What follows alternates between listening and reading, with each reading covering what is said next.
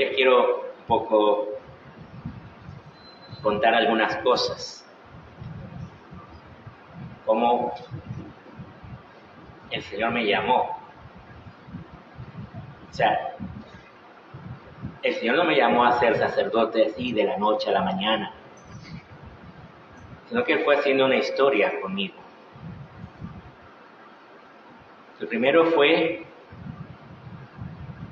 que más o menos a los 13 años, Dios me dio la gracia de conocer 3 realidades en la iglesia. Y cuando digo conocer, significa participar. O sea, no es que yo leí un folleto de alguna cosa, no. Iba a las reuniones de esos grupos de la iglesia. Por eso yo soy consciente cómo Dios actúa a través de estos grupos laicales. En primer lugar, conocí el camino neocatecumenal, porque ahí estaba mi mamá. Pero junto con ella después conocimos también y participé y fui a muchas reuniones, grupos de oración, asambleas, incluso viajamos una vez a Matagalpa, a esos encuentros de la renovación carismática a nivel nacional, ¿verdad? De la renovación carismática, estando, por ejemplo, habiendo escuchado lo que es el seminario y la vida del Espíritu.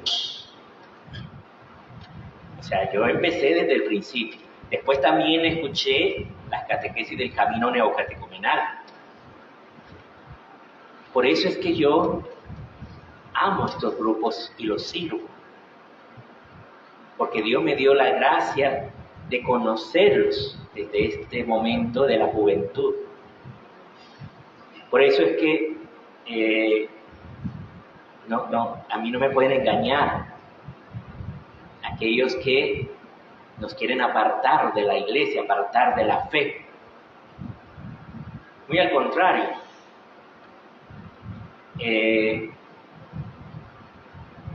Tuve la gracia de conocer a Juan Pablo II cuando él vino a Nicaragua, la primera vez en el año 83, que para nosotros los católicos que estábamos allí en Managua, en la plaza, fue muy doloroso.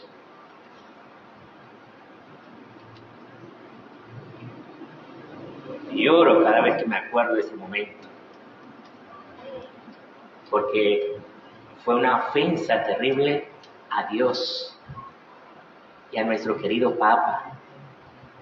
El momento más solemne que tenemos los católicos, que es la Eucaristía. Y yo me di cuenta allí de que hay ideologías que odian la fe cristiana, que no quieren que nosotros vivamos nuestra fe. Y este Papa, a mí me encanta, ¿verdad?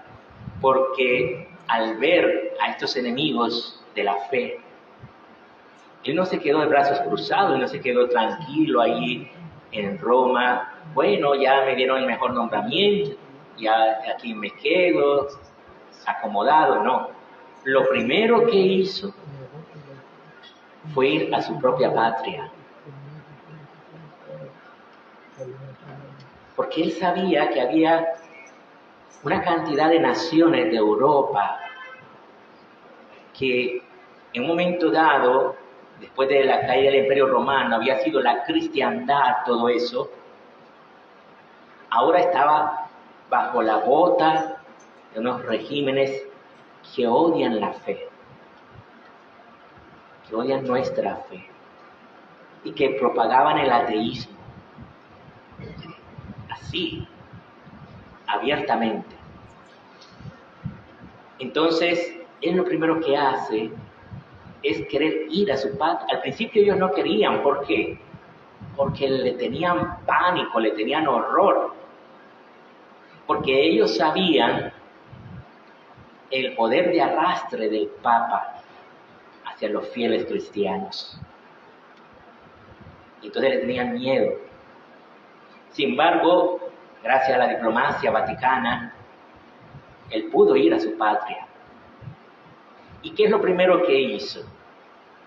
Él no iba con armas. Él llevó, como dice el Papa León, una paz desarmada y desarmante. Él lo primero que hizo fue invocar al Espíritu Santo en su tierra.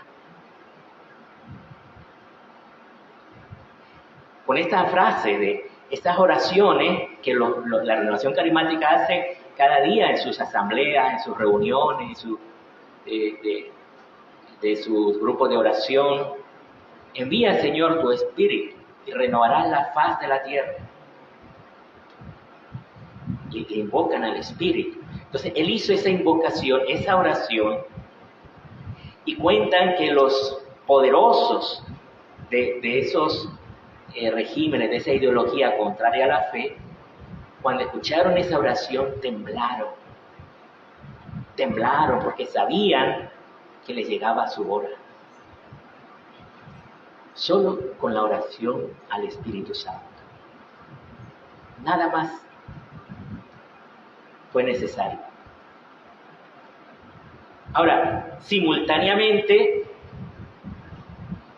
el Papa emprende unas catequesis a partir de 1979. Fíjense que fue elegido a finales del 78 y en 1979 empieza unas catequesis magníficas, excelentes, que yo les recomiendo, las catequesis de los miércoles. Todas esas catequesis que después se van a llamar la teología del cuerpo.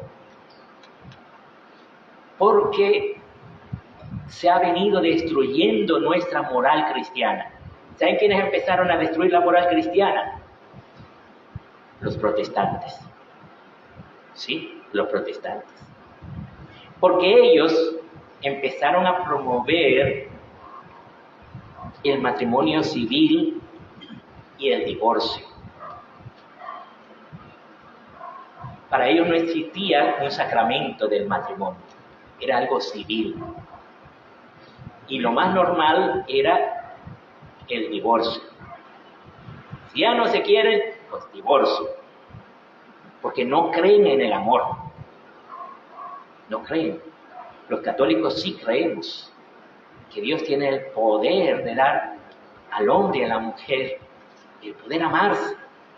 Y lo más hermoso, que participan del poder de Dios para dar vida. Cuando se unen ellos en esa unión íntima, conyugal, dan vida. Y eso es hermoso. Y que se puedan mantener en unidad por la acción del Espíritu Santo. Esa es una gracia maravillosa para ellos y para sus hijos. Yo, por eso les comentaba, casi a manera de broma, que doy gracias a Dios por el don de la vida. Porque saben ustedes que si mis padres tuvieran la mentalidad de hoy,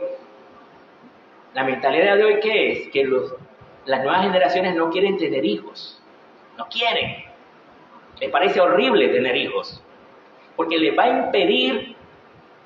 impedir sus planes, sus proyectos. Que al final, cuando vos te encerrás en ti mismo, se vuelven proyectos egoístas.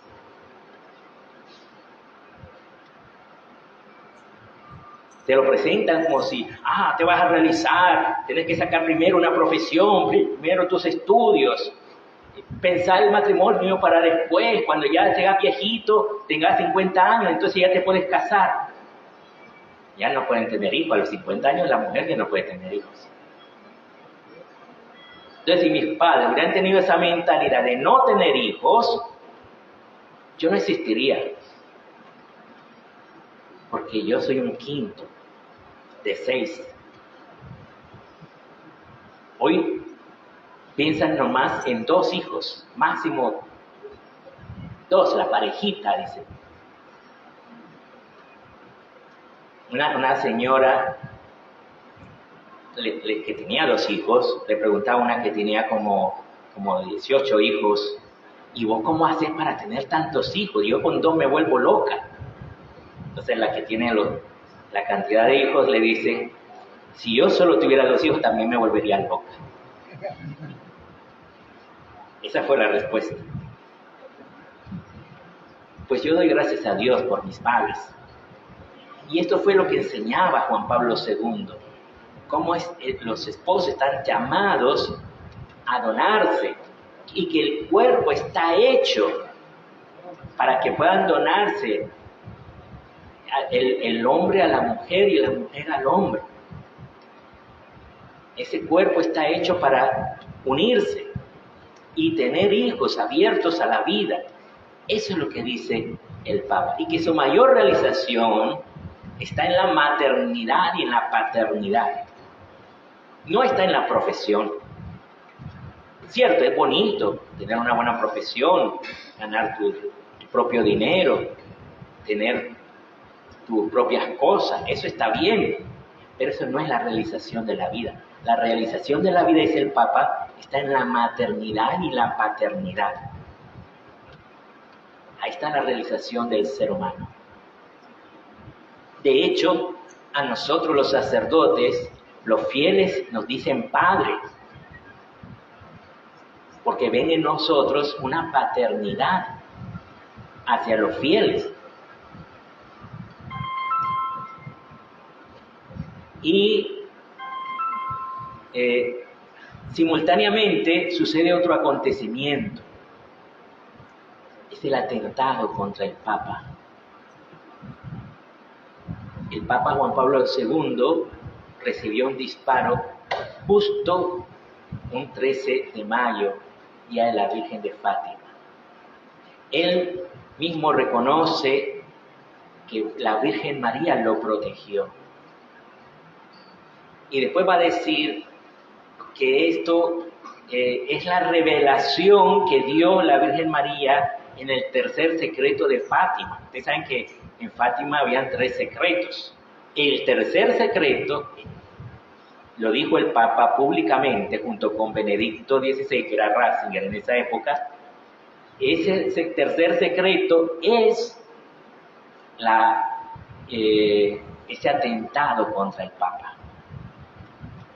¿Y qué hizo el Papa? Aparte de perdonar al asesino, porque él sabía que al final ese asesino era solo el arma de los que lo mandaron a matar. Pero él lo que hace es lo más importante. Para combatir a ese enemigo que quiere destruir la iglesia, hace la consagración a la Virgen María. Hace la consagración a la Virgen María. De todo el mundo, de cada una de las naciones, de todas las conferencias episcopales y de Rusia. También de Rusia.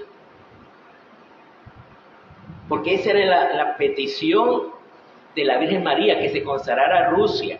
Porque si no se consagraba a Rusia, a su Inmaculado Corazón, iban a venir muchos males de Rusia. ¿Qué males? Pues, sobre todo el ateísmo.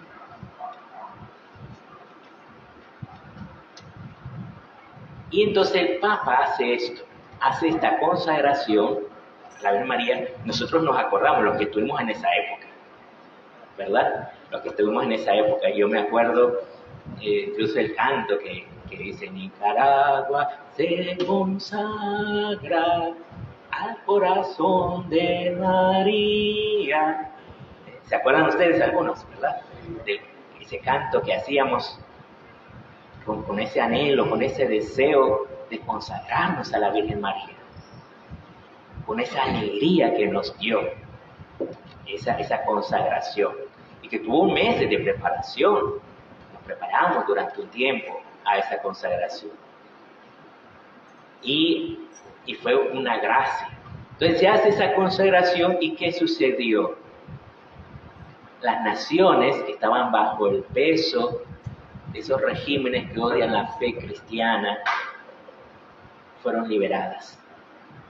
Hoy en día, de hecho, esas naciones están viviendo más cerca de la fe que las propias naciones que hoy supuestamente tienen la democracia. Francia, España, Italia, Inglaterra, que supuestamente tienen democracia, no están viviendo una verdadera fe. Gracias a Dios que por lo menos en Francia e Inglaterra muchos están volviendo a la fe. Gracias a Dios. Pero está difícil. El continente de la cristiandad que llevó la fe a tantos países, hoy la está perdiendo. Está perdiendo ese combate. Pues a nosotros se nos ha dado esta gracia de esta fe. Y este Papa no solamente se dedicó a estos dos aspectos, el aspecto de la familia, el aspecto de la vida, el aspecto de vivir nuestra fe, sino que también viajó a tantas naciones, vino a Nicaragua también. Yo me acuerdo cuando vino la segunda vez, yo no pude estar porque estaba en formación en Colombia, pero unas palabras muy sabias que dijo el Papa. Dijo, cuando vine la vez pasada, Nicaragua estaba en una noche oscura, cuando vino en los 80. Dice, Nicaragua estaba en una noche oscura.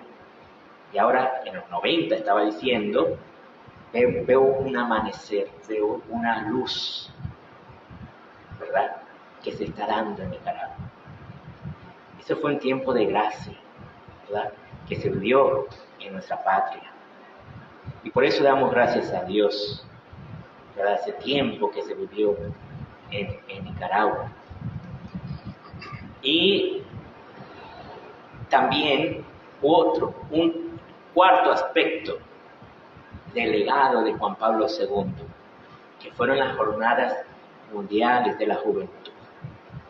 Cierto que el Papa siempre amó mucho a los jóvenes, siempre quiso evangelizar a los jóvenes, pero fueron los mismos jóvenes que le pidieron a él que hiciera esas jornadas especiales para los jóvenes. A mí me tocó en gracia ir a uno de los primeros encuentros en Roma en el año 1985, segundo encuentro internacional de jóvenes en Roma. Y fue una gracia para mí. En el año 85, yo tenía 17 años en ese momento. Recién había entrado al seminario de los Escolapios en Costa Rica. Por eso pude ir, porque en Nicaragua no dejaron salir a los jóvenes. Pero de Costa Rica, entonces, algunos de los que éramos nicaragüenses nos pidieron que fuéramos, ¿verdad?, en representación de Nicaragua. Y me dio la gracia de ir. Yo no me lo esperaba de ir a ese encuentro. Y Dios me dio esa gracia de escuchar la palabra del Papa, de tener un encuentro con él. Después tuvimos un encuentro con él en la Capilla Sixtina, ¿verdad? Son momentos de gracia que el Señor nos da, sin merecerlo, porque yo era un chaval entonces, yo no era nadie. Entonces, y Dios me dio esa gracia de estar ahí. Por eso, hermanos, bendigamos al Señor, porque en el Papa Juan Pablo II hizo una obra liberadora para tantas familias, para tantos jóvenes, para tantas naciones, que nos mostró la fe, la alegría de vivir en su amor.